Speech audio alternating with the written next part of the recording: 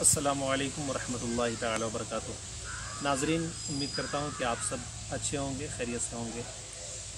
अभी इस वक्त हम बिहार के दरभंगा ज़िला में हैं और हमने आपसे वादा किया था कि हम अकाबिर उलमा और जो कामयाब लोग हैं हम उनके इंटरव्यूज़ आप तक लाएँगे। और बहुत ही हसीन मौका है और खुशी की बात है हमारे लिए कि आज हमारे उम्मीद चैनल के स्टूडियो में हमारे साथ हज़रत अल्लामा मौलाना काशिफ़ रज़ा शाद मिसबाही भी तशरीफ़ रखते हैं। और आप गुलबर्गा की सरज़मीन पर दीनी, दावती, तालीमी खिदमात अंजाम दे रहे हैं और आप इस वक्त गुलबर्गा यूनिवर्सिटी से PhD भी कर रहे हैं। तो हज़रत की शख्सियत हम सब के लिए और हमारे उम्मीद चैनल और जितने लोग भी इस वक्त हमें देख रहे हैं सब लोगों के लिए खुशी की बात है। मैं हज़रत का तारुफ़ कराऊँ उससे कबल मैं एक शेर पढ़ना चाहता हूँ कि अपने तारुफ़ के लिए काफ़ी है शके, हम उस रास्ता चला नहीं करते जो रास्ता आम हो जाए। और अगर प्रोफेसर वसीम बरेलवी का लेजा ले लिया जाए तो हम इस तरह कह सकते हैं कि जहाँ रहेगा वहीं रोशनी लुटाएगा, किसी चिराग का अपना मकान नहीं होता। हज़रत अल्लामा काशिफ़ रज़ा शाद मिसबाही से हम आपका इंटरव्यू कराएंगे। हज़रत अस्सलाम वालेकुम। वालेकुम अस्सलाम वरहमतुल्लाहि वबरकातुहू। हज़रत चूँकि गाँव आए हुए हैं और मैं भी फ़िलहाल यहीं हूँ, तो एक अच्छा इत्तफ़ाक़ हुआ और हज़रत की जो भी हज़रत की सरगर्मियाँ हैं तालीमी, दावती और जिस तरह से भी हज़रत काम कर रहे हैं, आज हज़रत का हम एक इंटरव्यू लेंगे और हज़रत के बारे में जानेंगे कि हज़रत अभी क्या क्या कर रहे हैं। तो सबसे पहले हज़रत आपसे हमारा पहला सवाल तो यही है कि आप किस शहर, किस गांव से आपका ताल्लुक़ है, और पहले आप अपने बारे में कुछ ये बताएं। अल्हम्दुलिल्लाहि रब्बिल आलमीन वस्सलातु वस्सलामु अला सय्यिदिल मुरसलीन व अला आलिहि व अस्हाबिहि अजमाइन, अम्मा बाद। आपने अच्छा सवाल किया है कि मेरा ताल्लुक़ कहाँ से है। दरअसल मेरा आबाई वतन सूबे बिहार का ज़िला दरभंगा जी और ज़िला दरभंगा से करीब 35-40 किलोमीटर दूर एक देहात है जिसका नाम मदिलमन है। जी। मेरी पैदाइश वही हुई। आम तौर से मेरी तारीख़ पैदाइश जो मेरी तालीमी असनाद पर लिखे हुए हैं जी वो 10 जनवरी 1985 है। जी माशाअल्लाह। लेकिन मैंने अपने वालिद गिरामी से मालूम किया कि मेरी सही तारीख़ पैदाइश क्या है, तो उन्होंने रजिस्टर में दर्ज कर रखा था। तो मेरी सही तारीख़ पैदाइश वो 26 जून 1984 है। तो मेरी पैदाइश इस तारीख़ को अपने आबाई वतन ज़िला दरभंगा के जो है मदिलमन गांव में हुई। जी माशाअल्लाह। हज़रत आप अपने आबाई वतन, आपने ज़िक्र किया कि दरभंगा में एक देहात है, एक छोटा सा गांव है मदिलमन। तो मदिलमन की अपनी क्या एक हैसियत है, यहाँ की तहज़ीब और यहाँ का जो तालीमी माहौल वगैरह, इस पर कुछ रोशनी डालें आप। और साथ ही हज़रत आप अपने कुछ ख़ानदानी पस मंज़र के बारे में भी आप हमें, हमारे नाज़रीन को बताएँ आप। हाँ, मदिलमन गांव चूँकि बड़ी मुश्किल से 200 घर पर मुश्तमिल है और इस बस्ती का के जो है तमाम जो घर हैं वो सब मुस्लिम अफराद पर मुश्तमिल है। कोई गैर मुस्लिम यहाँ पर नहीं बसते हैं माशाअल्लाह। रही बात के तालीमी मामला, तो मैं समझता हूँ कि तालीमी मैदान में ये गांव अभी काफ़ी पिछड़ा हुआ है जी। और माशी एतबार से भी बहुत ज़्यादा मुस्तहकम नहीं है। चंद अफराद ऐसे हैं इस गांव में जो तालीमी एतबार से और माशी एतबार से भी मजबूत हैं और अपनी एक तारीख़ रखते हैं माशाअल्लाह। उसमें एक हमारा ख़ुद का घराना भी है जो अल्हम्दुलिल्लाह तालीमी मैदान में बहुत मजबूत है और अच्छा है माशाअल्लाह। ख़ुद मेरे वालिद गिरामी अदीब शहीद हज़रत अल्लामा व मौलाना मोहम्मद इदरीस रज़वी तालल्लाहु उम्रहु व ज़ादा इज़्ज़हु व शरफ़हु एक काबिल आलिम दीन, बेहतरीन अदीब, बेहतरीन मुहक़्क़िक़ और मायनाज मुसन्निफ़ हैं। जी। और जो सिर्फ हिंदुस्तान की ही सतह पर नहीं बल्कि आलमी सतह पर अपनी इल्मी और अदबी खिदमत के एतबार से जाने जाते हैं।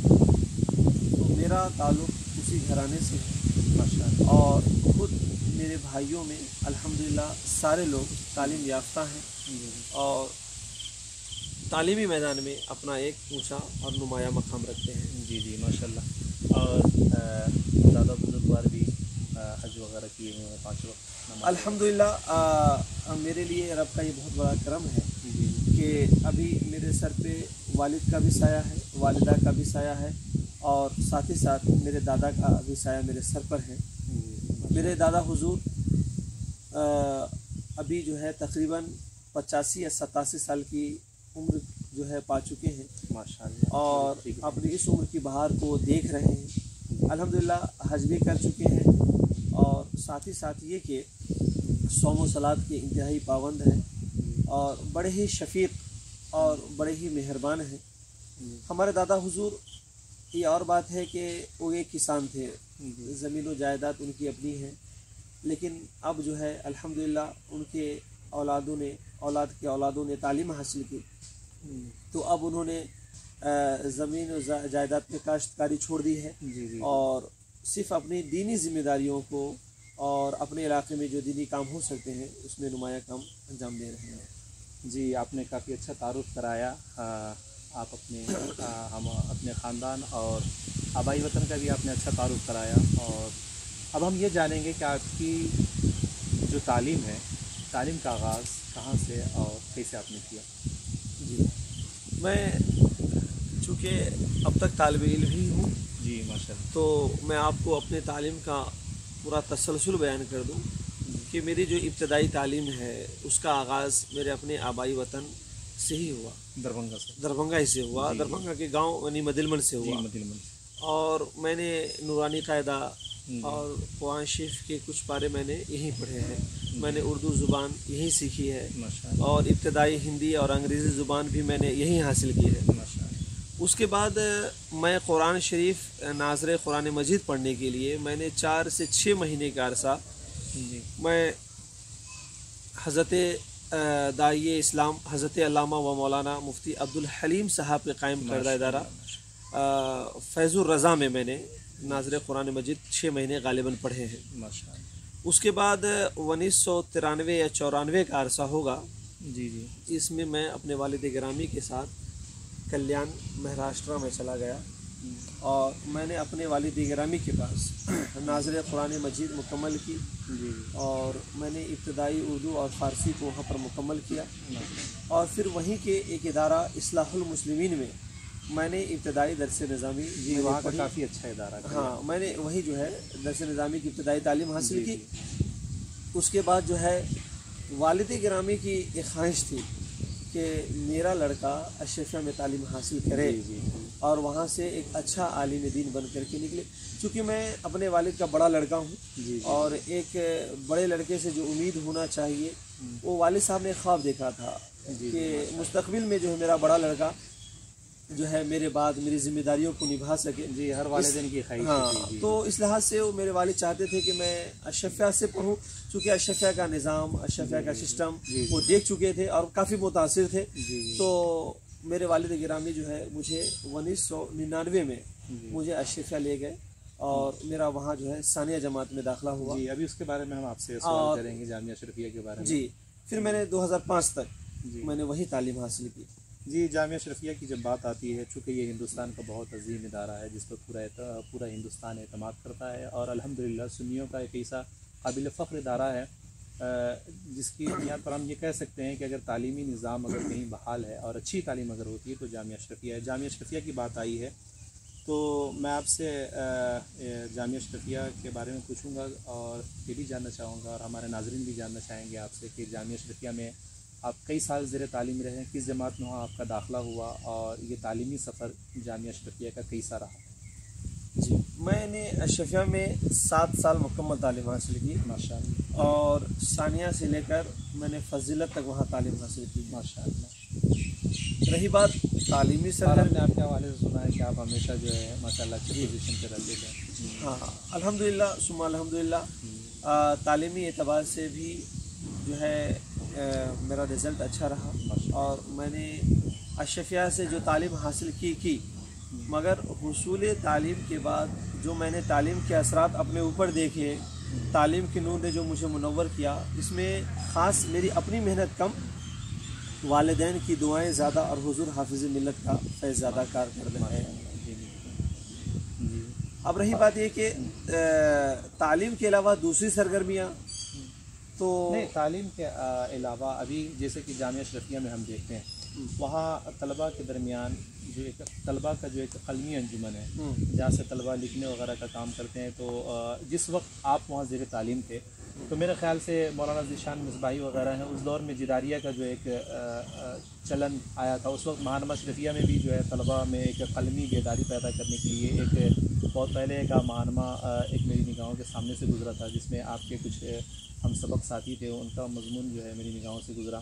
تو اس وقت جو ہے طلباء میں قلمی بیداری کے لیے آپ لوگوں نے کیا کیا، اور جداریہ وغیرہ کے حوالے سے آپ لوگوں کے دور میں جداریہ کیسے نکلا، اور طلباء میں جو وہاں کے طلباء اس میں یہ بیداری کیسے آئی لکھنے کے حوالے سے؟ جی جداریہ کے بارے میں خاص طور سے میں جب جامعہ اشرفیہ میں پہنچا تو میں سمجھتا ہوں کہ تحریری سرگرمیاں یا تنظیمی سرگرمیاں بہت کم تھی یا بالکل نہ تھی۔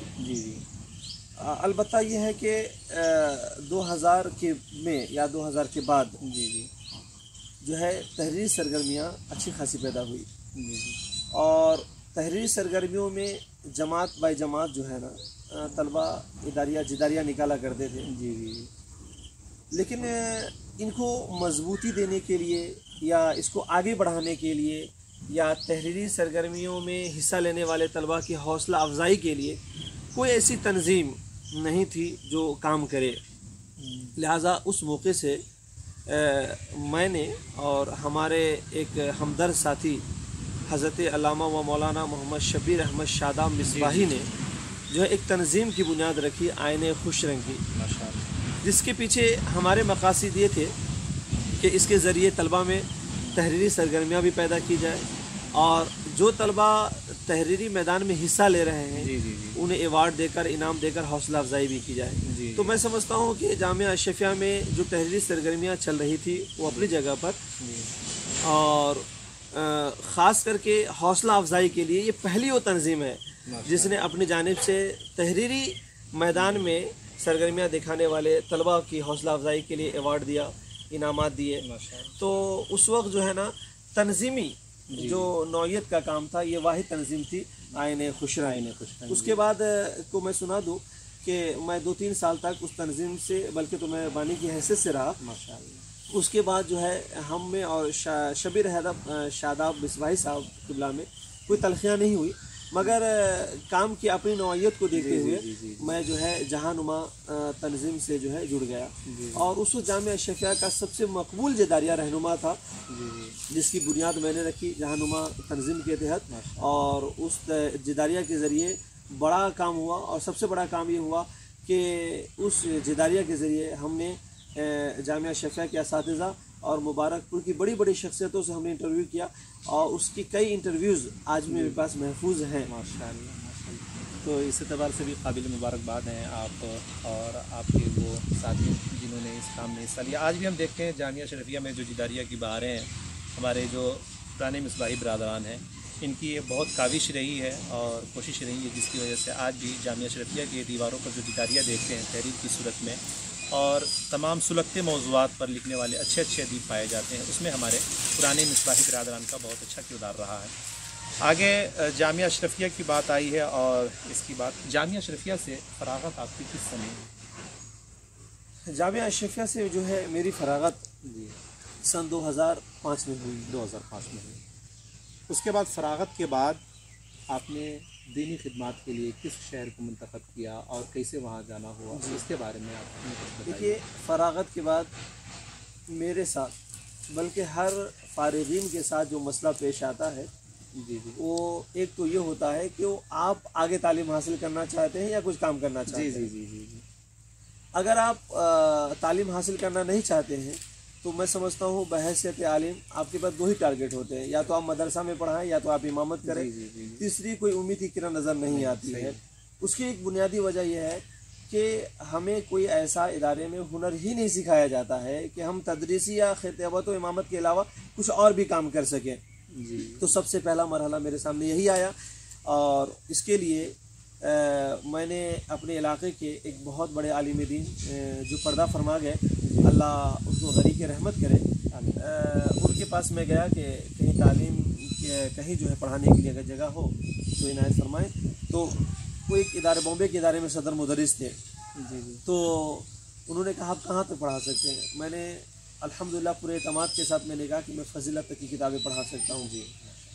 उसके बाद चूँकि रमज़ान से पहले का अरसा था और रमज़ान के बाद जो है मैं बॉम्बे पहुँचा, मगर उस इदारे में बात न बन सकी जी। लिहाजा मैं बॉम्बे के एक मारूफ पीर साहब क़िबला मद्दज़िल्लहु नूरानी की तवस्सुस से मैं सूबे कर्नाटक चला गया। अच्छा, तो कर्नाटक की बात आई है और हम सब क्या हमारे तकरीबन जितने नाजरीन हैं वो सब जानते हैं। और आप जो है किताबत के अतबार से, तहरीर व तकरीर के अतबार से, तदरीस के अतबार से, हर एतबार से जो है आपको तकरीबन तमाम इल्मी शख्सियत जानती है कि आप जो है सरज़मीन गुलबर्गा में रह कर आप वहाँ दीनी और तालीमी खिदमत अंजाम दे रहे हैं। तो गुलबर्गा में आप किस सन में गुलबर्गा गए और वहाँ की सरज़मीन तबलीगी एतबार से, तालीमी एतबार से कैसी रही, और आप वहाँ सबसे पहली मरतबा गुलबर्गा में आप तदरीस के फ़राइज़ अंजाम देने की गर्ज से गए थे या इमामत व खिताबत, कुछ बताइए इस बारे में। मैं जो है गुलबर्गा शरीफ जी, दयार सरकार बंदा नवाज, हाँ दयार सरकार बंदा नवाज में पहुँचने से पहले मैं जो है ज़िला गुलबर्गा का एक ताल्लुक़ा है जो अब मुस्तकिल ज़िला बन चुका है, यादगीर में मैं जो है ना इमामत और तदरीस खिदमत अंजाम दे रहा था जी। मैं मुहिब गिरामी हज़रत अल्लामा व मौलाना मोहम्मद जावेद अख्तर मिसबाही साहब क़िबला की तवस्सुस से मैं गुलबर्गा की सरज़मी पर पहले तदरीसी खिदमत के लिए पहुँचा जी। और ये 2006 के अवाखिर हिस्से थे। मैं 2006 के अवाखिर में पहुँचा और अल्हम्दुलिल्लाह मैं 2006 में पहुँचने के बाद जिस इदारे से मुंसलिक हुआ और जिस मस्जिद से मैं मुंसलिक हुआ, अल्हम्दुलिल्लाह अभी तक वहाँ पर तदरीसी खिदमत भी उसी इदारे में अंजाम दे रहा हूँ और इमामत व खिताबत के भी फ़राइज़ उसी मस्जिद में अंजाम दे रहा हूँ। इमामत व खिताबत के फ़राइज़ आप मस्जिद पीर मोहम्मद बुखारी में शायद अंजाम देते हैं। आप जो है दारुल रज़ा मुस्तफ़ा गुलबर्गा, क्योंकि वहाँ का एक मरकज़ी इदारा है, फजीलत तक तालीम होती है, अल्हम्दुलिल्लाह फजीलत तक तालीम होती है। तो वहाँ के आप अपने कुछ तजुर्बात बताएँ। जब मैं गुलबर्गा की सरज़मी पे पहुँचा तो आपको मैं बताऊं कि मैंने 1 साल तक वहाँ के हालात का जायज़ा लिया जी जी जी, कि मुझे आती है शुरू में मैं किस नौइयत से काम करूं, वहाँ के लोगों का मिजाज कैसा है, वो लोग क्या बर्दाश्त कर सकते हैं और क्या बर्दाश्त नहीं कर सकते हैं। मैंने 1 साल तक वहाँ के मिजाज को भांपा और सबसे पहले मैंने जो ये काम किया कि जो मेरी जिम्मेदारियाँ थी तदरीसी काम और इमामत व खिताबत के जो फ़राइज़ मेरे ज़िम्मे थे, मैंने उसको बड़ी खूबियों से निभाया। और साथ ही साथ ये कि अवाम के दरमियान और अहले इल्म के दरमियान आने के लिए मैंने तहरीर और तक़रीर 2 चीज़ों का संभाल लिया। शुरू से ही मैंने अवाम के दरमियान दावती खिदमत अंजाम दिए और अहले इल्म के दरमियान अपनी शनाख्त कायम करने के लिए मैं वहाँ के एक मकबूल तरीन रोज़नामा इनक़लाब दक्कन में मैं हर जुमा को मज़मून लिखता रहा और मजहबी मज़मून भी लिखता रहा और अदबी मज़मून भी लिखता रहा। इस तौर पर इदारे और मसाजिद के साथ साथ मैं अवाम के दरमियान भी और अहले इल्म के दरमियान भी अपनी मकबूलियत को बनाने में और अपनी पहचान बनाने में मैं कामयाब रहा। अब रही ये बात ये कि दावत व तबलीग के हवाले से वहाँ की सरज़मीन बहुत पुरबहार सरज़मीन है। लोगों के मिजाज में नरमी है, लोगों के अखलाक बड़े अच्छे हैं, लोग अहले इल्म की कद्र करना जानते हैं, अहले इल्म को हाथों हाथ लेना जानते हैं। लिहाजा मैंने देखा है कि उस इलाके में जो लोग भी इल्मी एतबार से, फ़नी और फ़िक्री एतबार से मजबूत है, अल्हम्दुलिल्लाह उनकी खिदमत के लिए राहें हमार हैं और बड़ी मजबूती से वो अच्छा काम कर सकते हैं। जी माशाल्लाह, आपने बहुत अच्छा गुलबर्गा और गुलबर्गा के लोगों का सबसे अहम चीज़ ये है कि मैंने तो कुछ भी नहीं किया है, लेकिन अगर कुछ मैंने किया है तो मुझे अपने मादरी इल्मी के बानी हुजूर हाफिज़ मिल्लत का फैज़ान है और गुलबर्गा की सरज़मीं पर मेरे ऊपर ख़ास सरकार बंदा नवाज़ की नज़र है कि इनके फैज़ान से मैं कुछ कर रहा हूँ। जी माशाल्लाह। तो दारुल रज़ा मुस्तफ़ा गुलबर्गा, यहाँ का जो तालीमी निज़ाम है ये जामिया अशरफिया से मुख्तलिफ है क्या? ये इनका अपना तालीमी निसाब है फजीलत तक का? देखिए दारुल रज़ा मुस्तफ़ा का जो भी तालीमी निसाब है वो जामिया अशरफिया के माते हैं। माशाल्लाह। और यही वजह है कि वहाँ का तालीमी जायज़ा लेने के लिए या वहाँ की दस्तारबंदी के प्रोग्राम में अल्हम्दुलिल्लाह हम अपने असातिज़ा ही को मदऊ करते हैं माशाल्लाह। और तालीमी निज़ाम का जायज़ा लेने के लिए इधर मुसलसल 2 सालों से हुजूर उस्ताद गिरामी मोहम्मद अहमद मिसबाही साहब किबला पहुँच रहे हैं। और असातिज़ा में उस सरज़मी पर हज़रत अल्लामा व मौलाना मोहम्मद मसूद अहमद बरकाती साहब किबला मद्दज़ुल नूरानी, और इस साल उस्ताद गिरामी हज़रत अल्लामा मौलाना मोहम्मद सदरुल वरा मिसबाही, इससे कबल जो है उस सरज़मी पर उस्ताद गिरामी हज़रत अल्लामा व मौलाना मोहम्मद नफ़ीस अहमद मिसबाही, उस्ताद गिरामी हज़रत अल्लामा व मौलाना मोहम्मद ग़ुलाम दस्तगीर मिसबाही, ये सारी शख्सियतें आ चुकी हैं। और ख़ास करके उस्ताद गिरामी हज़रत अल्लामा मौलाना मुफ्ती मोहम्मद निज़ामुद्दीन साहब किबला आप मुसलसल तशरीफ़ लाते रहते हैं। तो तालीमी निज़ाम हमने अशफ़िया से मरबूत कर रखा है, अशफ़िया का निसाब हम चलाते हैं और हर मामले में हम अपने असातिज़ा को ही मदऊ करते हैं। जी माशाल्लाह, हमारी बहुत अच्छी और दिलचस्प गुफ्तगू हो रही है, आप सुन रहे हैं। मैं अपने नाज़रीन की मालूमात में इजाफे के लिए एक बात बताता चलूँ। दारुल उलूम रज़ाए मुस्तफ़ा गुलबर्गा जो गुलबर्गा में वाक़ है, एक काफ़ी अच्छा तालीमी इदारा है।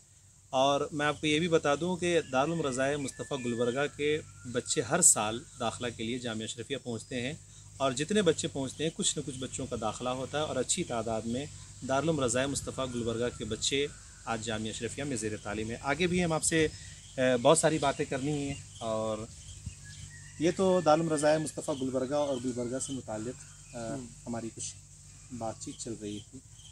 अब सवाल एक ये पैदा होता है कि एक आलिम दीन के सामने, और वो भी आला तालीम यूनिवर्सिटी वगैरह का ख्याल पैदा करना एक ज़रा बहुत मुश्किल है आज के दौर में। लेकिन अल्हम्दुलिल्लाह मैं देखता हूँ दरभंगा के इलाके में ऐसे बहुत कम आलिम हैं जो दुनियावी तालीम के साथ साथ आला दीनी तालीम हासिल किए हों। और आप इस वक्त MA भी हैं, MPhil भी कर चुके हैं, और PhD में आप ज़ेर तालीम हैं।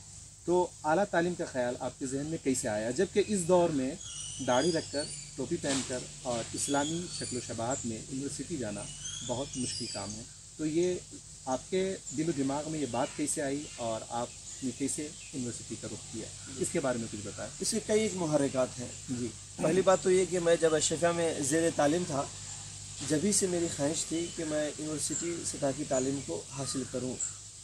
जी जी। उसके बाद जब मैं गुलबर्गा पहुँचा तो चूँकि गुलबर्गा के सरज़मी जी में जो है तालीम की बड़ी सहूलतें हैं, जी जी, बड़े बड़े इदारे कायम हैं, जी जी, और तालीमी एतबार से बहुत मजबूत शहर है। जी जब मैं वहाँ पहुँचा तो मेरे पीछे कई मामला थे। एक तो ये कि पहले से मेरा जहन जामिया अशरफिया से बना था कि मैं यूनिवर्सिटी की तालीम हासिल करूँ, मगर फ़रागत के बाद मेरे लिए यूनिवर्सिटी की तालीम के हुसूल की राहें हमवार ना हो सकें। जी जी। दूसरी चीज़ ये है कि मेरे वालिद गिरामी ने MA कर लिया था, और वालिद गिरामी ये चाहते थे कि मैं PhD करूं, लेकिन चूँकि अपने औलाद की तालीम और तरबियत में इतना उलझ गए कि वो अपनी तालीम को आगे ना बढ़ा सके। जी जी।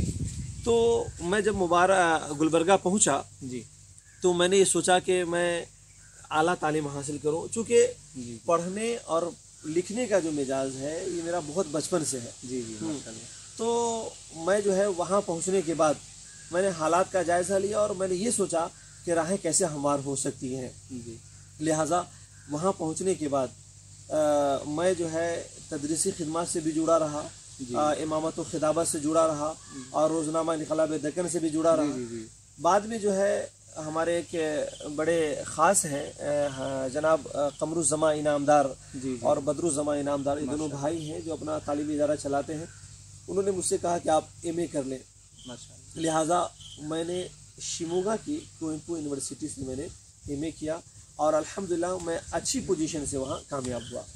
जब मैंने MA कर लिया तो अब मेरे लिए आगे की तालीम की राहें और खुल गई। जी जी जी। लिहाजा मैंने चाहा कि अब जो है ना MPhil और PhD भी कर लिया जाए। ये MA जब आपने दाखिला लिया, MA में जब आपका एडमिशन हुआ, तो चूँकि एक आलिम दीन के लिए और जो मदारिस पढ़ा लिखा शख्स है इसके लिए यूनिवर्सिटी जाना और MA वगैरह के दाखिला वगैरह में किसने आपका बहुत आपकी मदद की है, आपका ताउन किया? चूँकि ये सब एक मरहला होता है जो समझना और समझाना एक मुश्किल, तो कौन लोग हैं जो हमेशा आपके साथ रहे? देखिए, सबसे अहम चीज़ ये है कि यूनिवर्सिटी और कॉलेज की तहजीब ने मुझे कभी मुतासिर नहीं किया। माशाअल्लाह। मैं अपनी शबी और अपनी शनाख्त में रहा। मेरा وہاں جانے کا ایک ہی مقصد تھا تعلیم حاصل کرنا، نہ کہ وہاں کے ماحول سے مجھے متاثر ہونا. میں نے کبھی ماحول پہ توجہ نہیں دی. دیکھ سکتے ہیں بالکل. ہاں، میں نے کبھی ماحول سے اپنے آپ کو متاثر نہیں کیا. میں نے صرف تعلیم پر توجہ دی. اور ہوا یہ کہ ایم اے میں داخلہ کرانے اور اس کے لیے ساری راہوں کو ہموار کرنے میں صرف جس شخص کا ہاتھ ہے وہ ڈاکٹر قمرالزمان انعامدار صاحب ہیں. جی، انہوں نے میرا بہت تعاون کیا ایم اے تک. جی ایم اے کے بعد آپ نے جو ہے ایم فل بھی کیا اور ماشاءاللہ بڑی خوشی کی بات ہے. ہم اپنے ناظرین کو بتانا چاہتے ہیں کہ ایم فل میں جو ہے حضرت علامہ کاشف رضا شاہ مصباحی نے اسکالرشپ بھی حاصل کیا. تو اس ایم فل کے بارے میں تفصیل سے آپ ہمارے ناظرین کو بتائیں. دراصل جب میں نے ایم اے کر لیا تو ہمارے ڈاکٹر قمرالزمان انعامدار صاحب کی خواہش تھی کہ آپ آگے تعلیم حاصل کریں. اور بالخصوص گلبرگہ یونیورسٹی کے سابق پروفیسر عبدالحمید اکبر صاحب کافی جو میرے لیے ایک بہترین رہنما بھی ہیں، میرے لیے انتہائی شفیق بھی ثابت ہوئے. اور ہر اعتبار سے، حالانکہ میں ان کے علاقے کا نہیں تھا، میں ان کے خاندان کا نہیں تھا، میں ان کے رشتہ دار کا نہیں تھا، مگر ہر ایک رشتوں میں جو محبت تلاش کی جا سکتی ہے وہ ساری محبتیں مجھے گلبرگہ کی سرزمین پر تعلیمی لحاظ سے مجھے ڈاکٹر عبدالحمید اکبر صاحب نے دی. تو ان کا ایک مشورہ تھا کہ آپ نے ایم اے کر لیا ہے، لہٰذا آپ جو ہے یونیورسٹی میں آئے اور ایم فل کریں. لہٰذا میں جو ہے ایم فل کے لیے راہیں ہموار ہو گئی اور میں نے ایڈمیشن بھی لے لیا اور الحمدللہ میں نے امتحان میں کامیابی حاصل بھی کر لی. میں نے گلبرگہ یونیورسٹی سے جو ہے ایم فل کیا، گلبرگہ ہی میں رہ کے کیا. لیکن اور الحمدللہ ایم فل کا جو مرحلہ ہے میرے لیے سب سے خوشی کی بات یہ ہے کہ عالمی اسلام کی ایک ابتری شخصیت،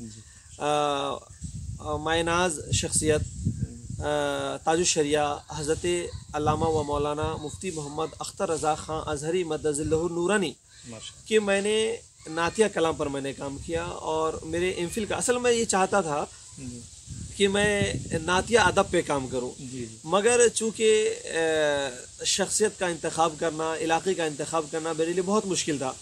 لہٰذا ایک چونکہ روحانی رشتہ میرا خانوادہ رضویہ سے رہا ہے، لہٰذا اس روحانی رشتے کا بھرم رکھنے کے لیے اگرچہ میں تاج الشریعہ سے مرید نہیں ہوں، ہاں، لیکن میں نے بھرم رکھنے کے لیے میں نے یہ چاہا کہ میں کام کروں تاج الشریعہ پہ. دوسری اہم چیز یہ ہے کہ اب تک یونیورسٹی سطح پر تاج الشریعہ پہ کوئی کام نہیں ہوا تھا. لہٰذا میں نے اپنے عنوان کا انتخاب کیا علامہ اختر رضا ازہری کے نعتیہ شاعری کا تنقیدی جائزہ. اور میں نے یہ ٹاپک میں نے اپنے پروفیسر کو یونیورسٹی کو میں نے پیش کیا اور الحمدللہ جو ہے یہ عنوان ایکسیپٹ کیا گیا اور میں نے اس پر ایک اچھا کام کر کے دکھایا. اور کام ہونے کے بعد میری اب خواہش ہے کہ وہ کتابی شکل میں بھی آ جائے، لیکن چونکہ اس پہ نظر ثانی بھی کرنا ہے، کتاب انشاءاللہ ضرور آئے گی، لیکن چونکہ نظر ثانی بھی مجھے کرنا ہے اور اس کے لیے وقت کی ضرورت ہے. فی الوقت چونکہ میں فیملی کے ساتھ ہوں، تدریس اور امامت و خطابت کے علاوہ چونکہ میرے ذمے میں اب پی ایچ ڈی کی بھی مصروفیت آ گئی ہے، لہٰذا اب وقت نکالنا مشکل ہو پا رہا ہے. لیکن انشاءاللہ کوشش یہ ہے کہ کسی طور پہ وقت نکالوں اور اس کام کو میں نظر ثانی کر کے کتابی شکل میں جو ہے قائم کے سامنے پیش کروں. ہم سب کی بھی خواہش ہے اور ہمارے ناظرین بھی یہی چاہتے ہوں گے کہ آپ کا جو ایم فل کا جو مقالہ ہے وہ کتابی شکل میں ہے، اور ہم سب دعا کریں گے کہ یہ مرحلہ بہت جلد اور آپ کو بڑی خوشی ہوگی ہے کہ جو میرا ایم فل کا مقالہ ہے وہ تقریباً 500 صفحات پہ چلا گیا تھا، لیکن چونکہ میں 500 صفحہ جمع نہیں کر سکتا تھا لہٰذا میں نے 250 صفحے جمع کیے ہیں، لیکن سب کو یکجا کر کے انشاءاللہ کتابی شکل میں لانے کا ارادہ ضرور. جی، آپ سے اور بھی بہت ساری باتیں کرنی. ایم فل کے بعد میرے لیے پی ایچ ڈی کا مرحلہ تھا. الحمدللہ جو ہے پی ایچ ڈی میں مجھے ایڈمیشن مل چکا ہے اور میں نے ایک بہت انوکھے عنوان کا انتخاب کیا ہے اور عنوان ہے کلام اقبال کا فنی مطالعہ، علم معنی، علم بیان، علم بدیع، علم عروض اور حیاتی تجزیے کی روشنی میں. آپ سے بھی اور ناظرین سے بھی میرے لیے دعا کی درخواست ہے کہ دعا کریں کہ میں اس کام کو بڑی آسانی سے مکمل کر سکوں. جی انشاءاللہ اللہ تعالیٰ کی اس میں کامیابی عطا فرمائے. اور آپ نے جو اعلیٰ تعلیم ہے اور ایم اے، ایم فل اور جو پی ایچ ڈی کا اب تک کا مرحلہ ہے جو چل رہا ہے، آپ نے حضرت کی زبانی سنا، اور آگے ہم حضرت سے یہ سوال کریں گے کہ اب جو چونکہ ہم سب پر سب سے پہلے دینی تعلیم فرض ہے، واجب ہے، ٹھیک ہے، دینی تعلیم کے بعد جو دنیاوی تعلیم ہے ماشاءاللہ آپ نے وہ بھی حاصل کیا اور حاصل کر رہے ہیں، پی ایچ ڈی کر رہے ہیں. جو پی ایچ ڈی کے بعد آدمی ایک اپنی آدمی کی الگ شناخت ہو جاتی ہے، لیکن اتنا اتار چڑھاؤ زندگی میں رہا شروع سے لے کے آخر تک، لیکن اب اس موڑ پر کیسا محسوس کر رہے ہیں؟ ہاں الحمدللہ، میرے لیے اعجاز کی بات یہ ہے کہ میں نے علم دین حاصل کیا اور فضیلت تک تعلیم حاصل کیا اور ایک بڑے ادارے سے حاصل کیا، یہ میرے لیے سب سے بڑا اعجاز تھا۔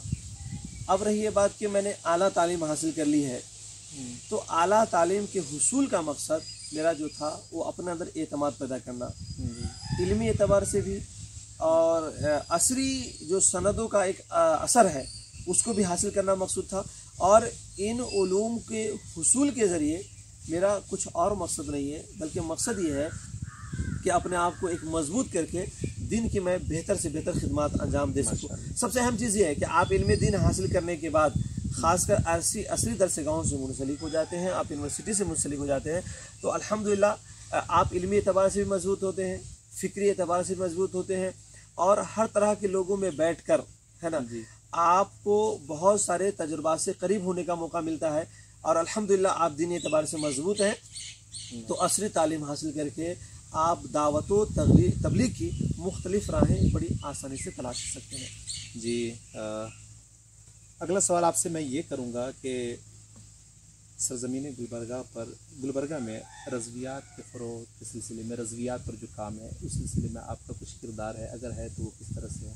دیکھیے، سب سے اہم چیز یہ ہے کہ گلبرگہ کی سرزمین پہ رضویات کے لیے جد و جہد اتنی پرانی ہے جتنی پرانی جو ہے رضویات ہے۔ جی سرکار اعلیٰ حضرت کے دور سے ہی جو ہے نا وہاں پہ رضویات کا کام شروع ہو چکا تھا، مگر وہاں کے حالات، وہاں کے اپنی ایک شناخت کے اعتبار سے رضویت کو مضبوطی سے پیش کرنا یک بیک بڑا مشکل تھا۔ اس لحاظ سے اس کے لیے تحریر اور تقریر اور ہر چیز کی ضرورت تھی، لہٰذا سب سے جو اہم کام رضویات کے فروغ کے لیے ہوا وہ یہ کہ دارالعلوم رضائے مصطفیٰ کے بانی حضرت الشاہ فیض الدین سرمست رحمۃ اللہ تعالی علیہ نے دارالعلوم رضائے مصطفیٰ قائم کیا، یہیں سے جو ہے نا رضویات کے فروغ کو ایک جو ہے مضبوطی ملی، وہاں سے طلبہ فارغ ہوئے، ادارے میں جو ہے باہر کے علماء پہنچے، اور انہوں نے اپنے اعتبار سے جو ہے نا رضویات کو فروغ دیا۔ لیکن جب میں پہنچا تو وہاں پر رضویات کے سلسلے میں بہت سارے کام چل رہے تھے، ادارہ بھی تھا، بہت ساری تنظیمیں بھی کام کر رہی تھی، بہت سارے علماء کرام، خاص کر کے کسی بھی آپ باہر چلے جائیں رضویات کے یا کسی بھی نظریات کے فروغ کے لیے سب سے جو مضبوط چیز ہوتی ہے وہ وہاں کے ائمہ ہوتے ہیں۔ جی جو جس نظریے سے منسلک ہوتا ہے اس کو بڑی آسانی سے وہ پہنچاتا ہے اور پھیلاتا ہے۔ جی لیکن وہاں پہ پہنچنے کے بعد چونکہ رضویات کی پیشکش اور اہل سنت کو پیش کرنے کے لیے ہم لوگوں نے بھی راہیں تلاشی، اور اس کے لیے الحمدللہ جتنی کوشش ہو سکتی تھی میں نے اپنے احباب کے ساتھ مل کر کے کیا۔ ادارہ تو تھا ہی، مسجدیں تو تھی ہی، ساتھ ہی ساتھ جو ہے نا ہم نے سوال و جواب کا کمپٹیشن رکھا، تحریری مقابلے کرائے، اخبارات